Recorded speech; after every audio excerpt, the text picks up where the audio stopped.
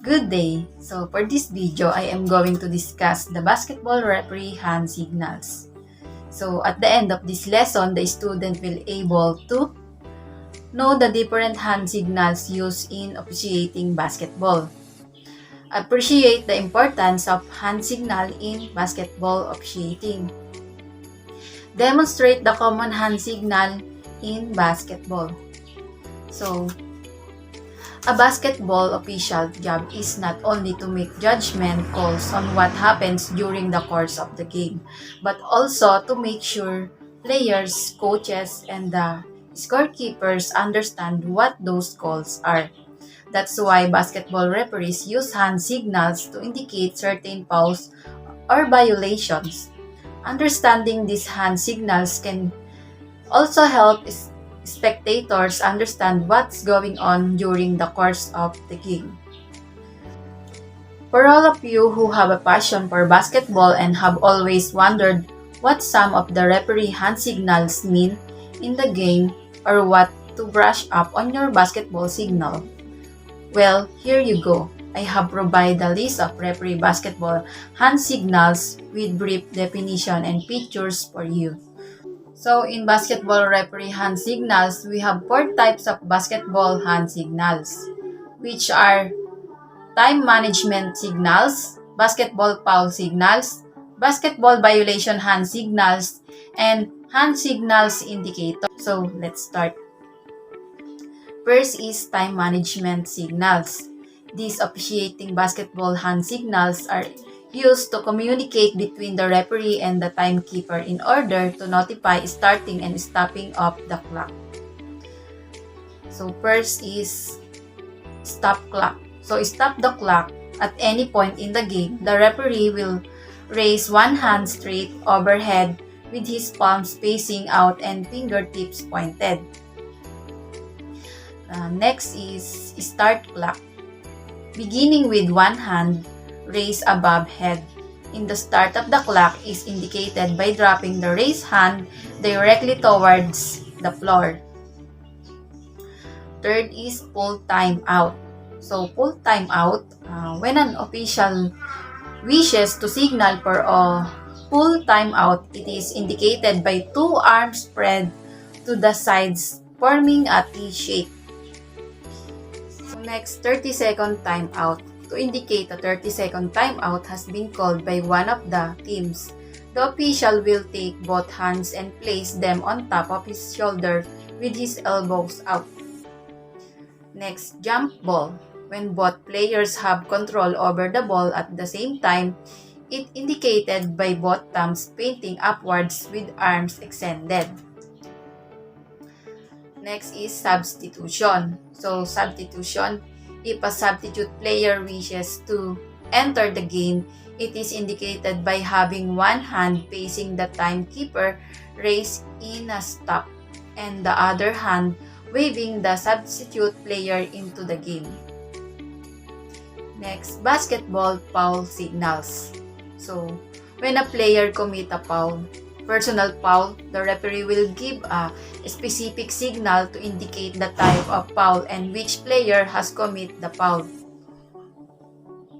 Player foul control or charge. One hand on the back of the head and the other pointing in the opposite direction of play indicates a charge call has been made. Next, hand check. When a player commits a hand check foul, it is signaled by having one arm extended in front of the chest with the fingers up and the other arm grabbing the wrist. Next is blocking.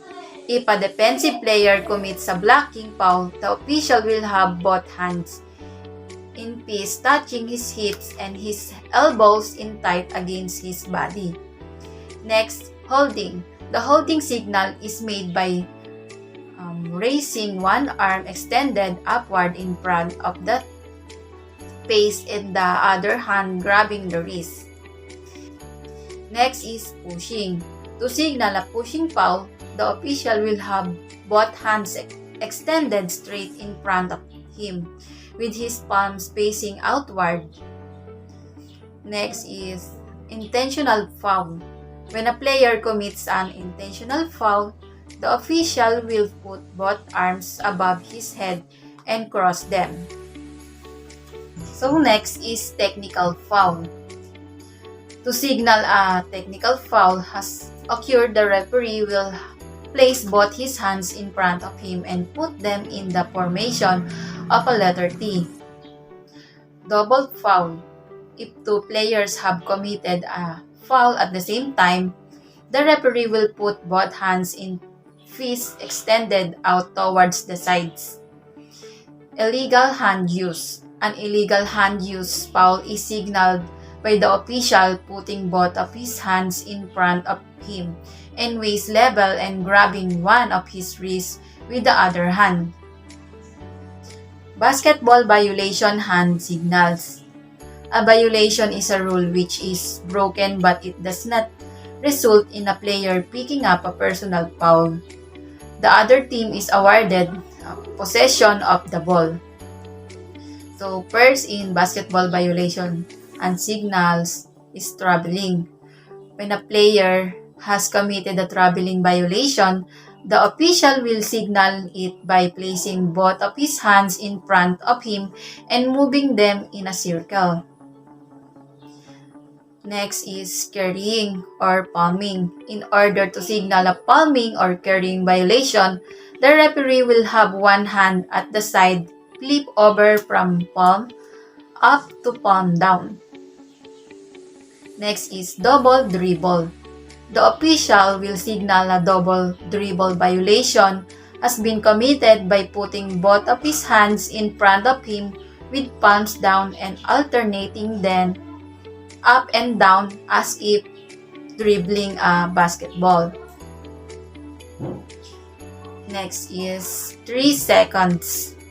The official will indicate that a player has committed the 3-second violation by moving 3 fingers raised and the hand makes a sweeping motion back and forth at the side. 5 seconds. In order to signal 5-second violation, the official will have 5 fingers raised with arm extended upward. 10 seconds. The 10-second violation is shown when the official has 10 fingers raised with both arms extended upwards. Kicking the ball. When a player kicks the ball, the referee will have one foot raised in front. So next is hand signal indicators. First, 2-point basket scored. When a 2-point basket is scored, the official will extend one arm parallel to the floor and point with 2 fingers. Next, 3-point basket scored. The official will extend both arms directly upwards with fingers pointed to signify that a player has scored a 3-point basket.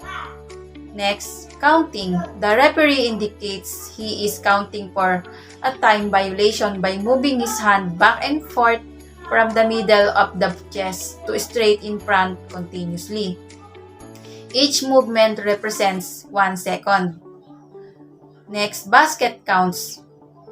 To indicate a basket counts when a foul has also occurred, the referee will start with both hands at the shoulders, elbow out, and extend hands out directly towards the side. Next, bonus free throws. When a player at the free throw line is to be awarded a bonus free throw, the official will extend both of his arms out to his sides completely straight and then move one up and down. Last is lane violation. If a player is shooting a free throw and a lane violation occurs, the referee will signal it by raising one of his arms out to his side and holding it there until the free throw is completed. So, basketball referee hand signals can seem complicated because there are so many. Whether you are referee, parent, player, commentator, or just a student of the game, this referee officiating hand signals guide will help you a better understanding of the hand signals that referees use on the basketball court. That's all. Thank you for listening.